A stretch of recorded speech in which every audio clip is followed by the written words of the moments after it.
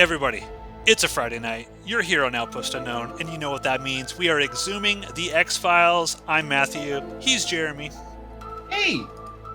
And tonight, we're going to hang out with a bunch of asshole scientists who are not smart enough to come up with a failsafe in the event they get locked into a small room with a wind turbine. We are talking Roland. Again, the penultimate episode of Season 1. Jeremy, we are almost done with Season 1. Can you believe that we've made it this far? I can't believe we're still recording these, but it's been fun. It's been enjoyable. I'm going down memory lane, and I can't wait to continue. Yeah, there's only 10 more seasons to go. Yeah. So yeah, we're talking about Roland. This is directed by David Nutter and written by Chris Ruppenthal. So this is the first script that Chris Ruppenthal wrote for the X-Files. It aired on May 6th, 1994. Let's talk about it. Last week, we didn't have a whole lot to say about Born Again. Will we have more to say about Roland? Well, we'll find out. Jeremy, take it away. So we have a research lab, and there's a scientist. He's kind of obsessed with trying to figure out the thresholds that they can make a jet turbine go faster and faster, because I think they're trying to break Mach 15 without destroying their prototype, and they can't quite get there. You get a nerd scientist argument. They all kind of split up, and one guy just stays behind because what did he say? This dork ass argument happens, and this guy says, "I'm going to do the math," and walks away. You guys leave. I'm going to stay here and do the math. And that was funny, like those guys, because the one guy who wants to stay and do the math, we know he's right because he kills the test because it's gonna destroy it or something's gonna go horribly wrong. And the other scientists are like, "Look, man, we want to make some money here. Like, we got to get this thing rolled out sooner rather than later. No more math. No more math. Let's just get this out there. If people get sucked into it, fine. Who cares?" But the math is important. We got Goodwill Hunting sort of stuff going on in this episode. And so Roland, the math murdering Rain Man savant, shows up, and he can't figure out the keypad thing with his card, and the guy that's still there gets pissed off at him, like, "Hey, idiot! We've been over this a million times." He just treats him kind of like shit. I know. I feel so bad for Roland. Yeah. You mean the Lawnmower Man? Yes.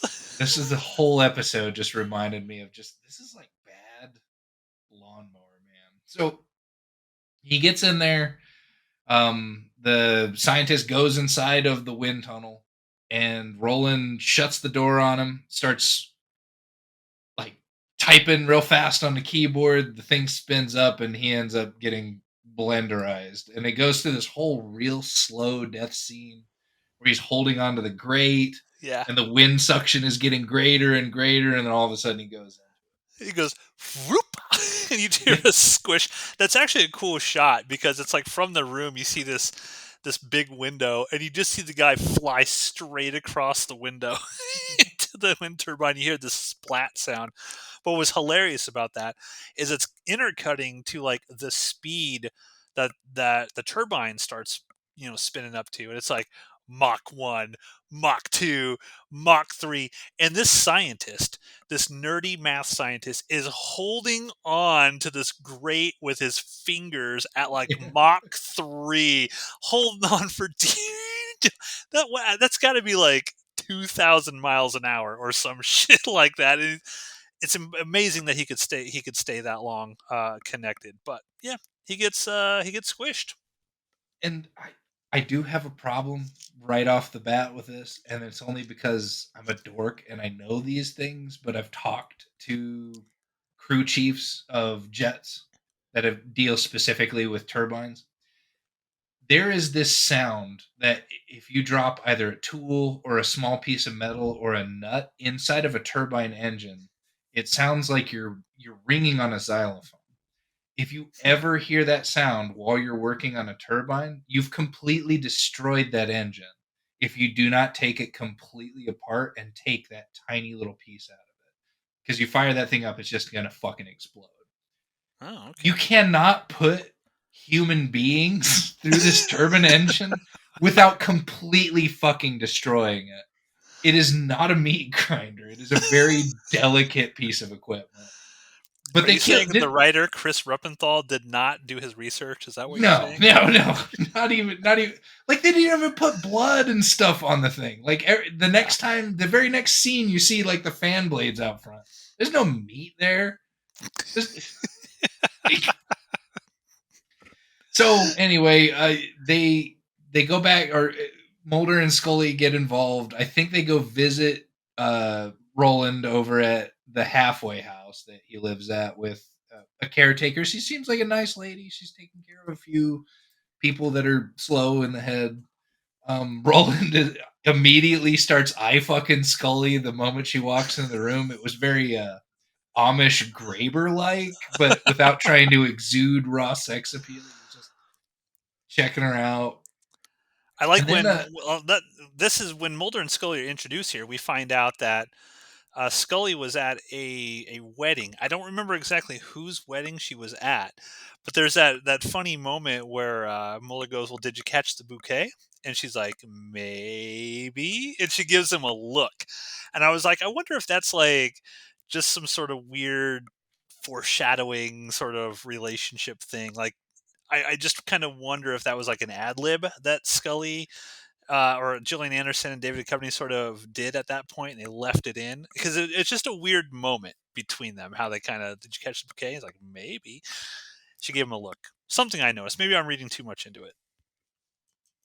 then while Scully is talking to Roland, like Fox steals this piece of paper that has all these numbers on it. And the way I wrote the evidence gathering portion out is Fox is not above stealing shit from a retard, which I thought was just, excuse my language, but Oh, you he just he got us doesn't canceled. he doesn't even hesitate to start taking stuff from this guy, and there's no Yeah. reason to believe he had anything to do with it. He was just scribbling numbers on a piece of paper, and he wanted to figure out, is there something more to this guy? Yeah. He's a he's a very intuitive special agent, Jeremy. We've established the through the lore, they have established that Mulder has great instincts, and so he just knew. And so Roland goes to sleep that night and starts having a nightmare that some dude gets his head frozen and shattered. And then wakes up the next day, goes into the lab and freezes a dude's head and then shatters it on the ground. Like, there's some sort of murderer that is showing him these horrible, horrible images, and then he actually goes out and he does it. Yeah. Yeah, and I like anytime I see somebody's head get put in like liquid nitrogen and shattered, it's always cool. Like my mind immediately goes to Jason X, of course, a very famous death scene when Jason shoves that girl's head in there and just shatters her face on the table. Always a cool death scene, and I appreciated that they went there with this episode. Now, obviously, it's not as gory; they can go as gory as something like Jason X, but I did appreciate that they were trying to do some interesting deaths. Like I liked the turbine death. I like this death. There's some cool stuff going on in here. I mean, they seem to like the turbine death too because they tried to do it a second time towards the end of the episode. So then you find out that, or through investigating Roland's background, that he had maybe a twin brother, and then you find out Yeah. that the twin brother was the lead scientist that had come up with most of the equations on this particular project, and he died. And I end up writing this note down because I was so disappointed. At first, I'm like, okay, so you had twin brothers, and maybe one stole all the intelligence, and the other one ended up kind of soft in the head. And then when the smart one died, the other one inherited it back, almost kind of like a parasitic twin thing going Oh yeah. on. And I was like, okay, that would be cool. And then the very next line I have is, this is basically Born Again with nerds instead of cops. Yeah, it's so similar to Born Again, and I think it hurts the episode, honestly. And like I think if I would have seen this episode earlier on in the season, I would have had a much better appreciation of it.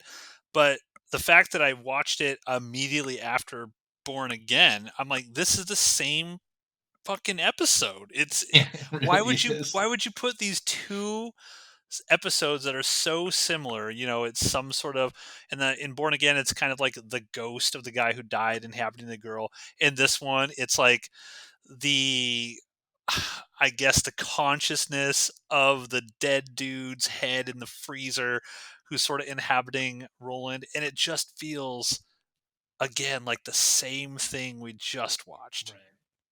Well, instead of being dead though, this time you find out that he didn't die as a result of the scientist fucking him up though. Didn't he die like in a car accident or some shit? I don't remember honestly the reason that they gave that he died. It wasn't nefarious. He died. It wasn't quite natural causes. I remember it being an accidental death, and then they froze his head in. Yeah, no, the second head getting freeze. Spoilers: the guy or the dead scientist who is the lead scientist on this has his head frozen in liquid nitrogen at some facility in order to wait until something can repair his body. Well, they make the comment that because I don't know if I don't remember if it's Mulder or Scully who makes the comment to the doctor because there's like this dude who's given them a tour of essentially all of the liquid nitrogen tanks that have frozen bodies in it from people who have died. And this particular scientist, I think it's 320 degrees below zero is what they're frozen at, but his keeps fluctuating up and down a few degrees. And Mulder's like, "Is that normal?" And the guy's like, "No, we had something weird going on with this. We don't know what." And then Mulder immediately jumps to, "Could his brain be active in there?" And that's causing all of this stuff. But when they're talking about, oh, he's just a head. Like his body was destroyed essentially, and it's just his head. And I think it's Scully maybe who says, "Well, you know, he's going to get a rude awakening when he wakes up in 30 years or whatever, but he's just a head." And the guy says, no, that's not the reason. And then I think it's Mulder has said they're going to clone him. Like he wants the tissue and his brain matter still be there so that they could potentially clone this guy. And they make a comment about the rich and the intelligent trying to sort of like replicate themselves, I guess, down the line. But yeah, You they also have eventually to want to clone him. you also have to keep in mind that at this time in real life, there was news stories all over the place that cryogenics was Yep. ways to save you. Like this was a big deal that Yeah. people, rich people in particular, were going to willingly freeze with incurable diseases, at least at present. Were going to freeze themselves and then at some point in the future have themselves unfrozen and treated by medical science that didn't yet exist back in the 90s. Yep. Like it was everywhere. I remember And hearing that urban legend of Walt Disney, right? I don't believe it's true, but they're always like, well, Walt Disney froze himself so that he could come back in the future and things of that nature. But yeah, that was a big thing, cryogenics. Even a major plot point of one of the greatest action films, certainly of the '90s, Demolition Man. So yeah. if you haven't seen Demolition Man, go Oh, watch it. It's great. fantastic movie. Three seashells. Yeah, yeah. Keep your butts clean, everybody. All right. So you find out that his twin brother is this frozen head. The temperature inside the thing is fluctuating. He's actually thinking inside of there, and he's taking over his twin brother to continue the science. He's so obsessed with this project and getting it off the ground that he's willing to kill all of his fellow scientists that are just trying to get the project done. They didn't kill him. They weren't trying to take credit while he was still alive.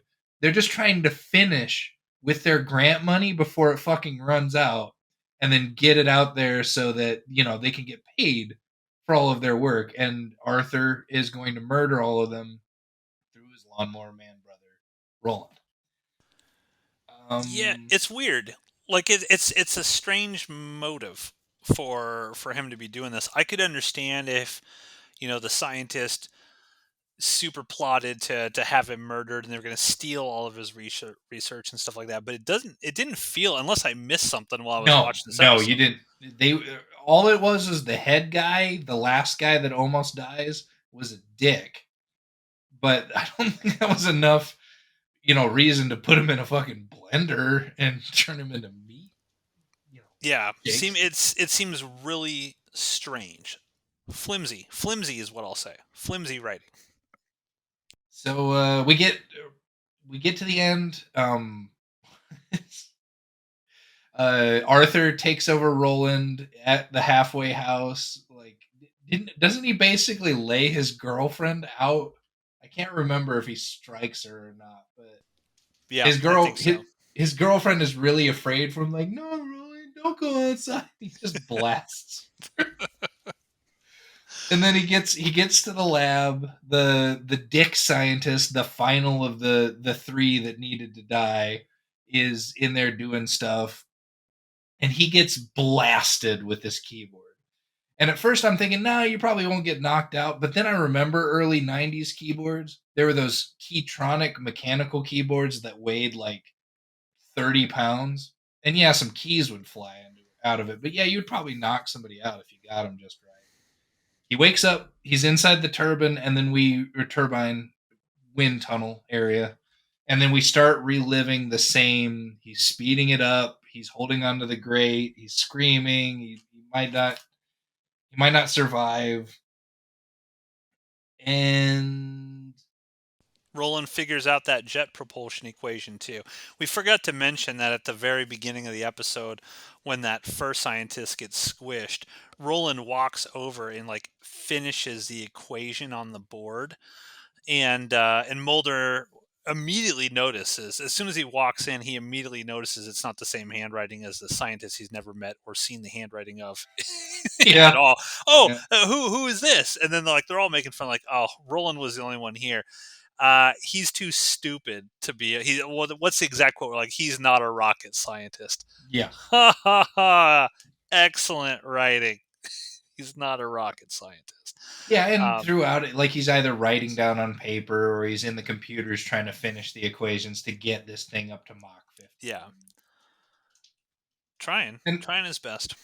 and so he almost turns that guy into meat slurry, and then I can't even remember. I don't even have it written down. How does it end? Like, how did they stop Arthur Roland from killing this guy? Scully, like Mulder, starts yelling at Roland. He's like, "Shut it down! Shut it down!" And then Scully basically tells Mulder, like, "Shut up." And then she's like, because Ar- Arthur, right? Was that the name of the scientist? Whatever. Yeah, the dead guy. Scully, yeah, because I think Mulder was yelling Arthur, like, "Shut it down! How do I shut it down?" And then Scully gets Roland, starts talking to Roland, and says, "Roland, like, I know you're in there, blah blah. Please, you got to shut it down." And then Roland is the one that actually, like, I guess, overrides his brother, so to speak, and sort of shuts it down before the scientist gets turned into soup. Yeah. And So then that's something else. my last note is Arthur was a selfish, murderous asshole. The whole time all of this is going on, his head is heating up for some reason. I think he was sabotaged by the asshole scientist, like right at he like the asshole scientist went into the cryogenics lab and like fucked with his Yeah, head containment.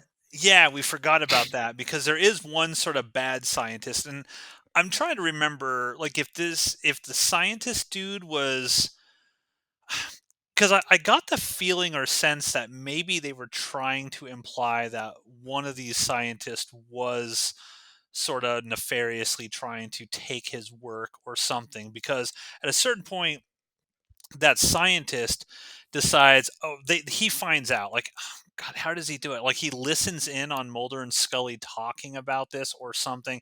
He finds out, he puts sort of two and two together that, oh yeah, Arthur's brain is still active and is controlling this. And so then he goes to sabotage that thing. And then Arthur is trying to get this equation out as fast as he can before his brain essentially dies off because the temperature is I guess increasing. It wouldn't be dropping. It's increasing so quickly that they're not going to be able to keep his head frozen. He's going to die for real. And so he's trying to get all this shit done and get this guy turned into soup before he goes. And then the very end of it, of course, is they're there, and then you kind of see Roland look in the mirror, and it's almost like Arthur didn't quite die because he starts like combing his hair the way that Arthur combed his hair, and that's kind of like the little stinger at the very end is like, is Arthur actually really gone or not? So you get that classic, you know, cliffhanger sort of will this person come back in the future end of the episode. Your thoughts on Roland?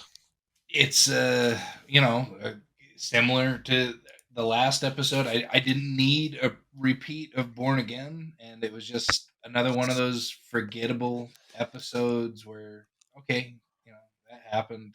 We're running up on the end of the season here, so I was hoping it would build into something greater, but now we're just Yeah, scraping the bottom of the barrel already. it's such a bummer coming off of Tombs because that was so awesome. And then it's just kind of like, oh man, we're coming to the end of the season, and right now, Born Again and Roland were just kind of two lackluster episodes that just felt like this is the argument that people have against having 24 episode seasons.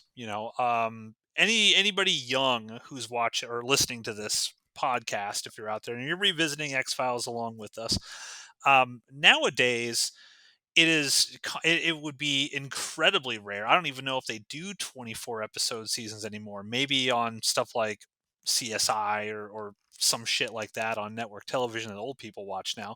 But back in the day, all of these hour-long television shows were always 24 episodes, like 22 to 27 episodes. That was the season. And so a lot of the times, like, you just got kind of shit filler. And nowadays we see stuff and we're like, oh, okay, the season is 8 episodes long or it's 10 episodes long, and then that's it. It's done. And so it's a different time. Obviously, in sort of television creation has sort of changed over the years, but this would be an argument for people who say, I don't need a 24 episode season with stuff like Born Again and Roland, which is kind of like, all right, these are just variations of stuff we already saw earlier on in the season with Shadows. I mean, it's essentially the same thing, and we're just recycling it over and over and over to fill that 24 episode schedule. So I'm not a huge fan of this one either. Like, I didn't hate it. I think I like this one more than Born Again, just because at least it had some cool death scenes in it. The main dude who plays Roland, his name is Zelko Ivanek. He's been in a million things. He's like one of those character actors that's in all kinds of stuff. And just sort of reading some facts about this, he was the very first actor to read for the part, and series creator Chris Carter felt that his audition, quote, just blew him away, deciding almost immediately to cast him. And I do think he plays the part pretty well. Oh, yeah. Yeah, he was easily the hardest working actor in this episode for Yeah, for sure. sure. Director David Nutter considered this the weakest of the 6 scripts he directed in the first season. He had also helmed Ice and Beyond the Sea. So David Nutter, two awesome episodes. He said he was thankful that he had such a strong guest actor in the form of Zelko Ivanek to help sell in what he considered to be weaker material. So even the director was like, God, this script kind of sucks. But at least he had some actors that rose above it. And I don't think there were strong actors in Born Again. So if we're saying that Born Again and Roland are essentially equal in terms of script and storytelling and what they're doing, I think Roland is certainly superior in that because you do get better actors, you get better kills, you get that sort of stuff here. Another fact: Roland contains the series' first mention of Fox Mulder's father, Bill. although the character would not actually make an appearance until the second season episode Colony.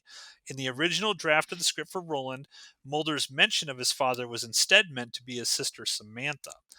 And that actually comes about because Mulder talks to Roland, and he's trying to, like, I guess, relate to him in a way, or try to get Roland to explain some stuff, like kind of befriend him, because Roland's kind of very standoffish is probably the wrong term, but everybody treats him like shit. And Mulder's trying to sort of empathize with him and tell him a story about his dad and things of that nature. The scene depicting the aftermath of Dr. Keats' murder, with the scattered pieces of his shattered frozen body marked off with multiple chalk outlines, has been described as truly inspired. Carter noted that, quote, any shock and horror was eliminated by the laugh you got when you saw those little pieces on the floor, unquote. Also commenting that the actual murder takes place off screen and is only heard. So those are like the main facts and fun things about Roland. Again, not a ton to talk about this episode. These are just two weaker episodes, man. We're in a rut here going into the finale. We really are. Hopefully the finale, picks up some speed. Okay. So with that, tease everybody. Next Friday, we're going to be talking about the season 1 finale, the Erlenmeyer Flask. And it's crazy we've come to the end of the season, but we're almost there, and we will find out. Does season 1 of the X-Files end with a bang, or does it go out with a whimper? We will find out. Hit that like and subscribe. Thanks for listening, and we will see you next Friday here on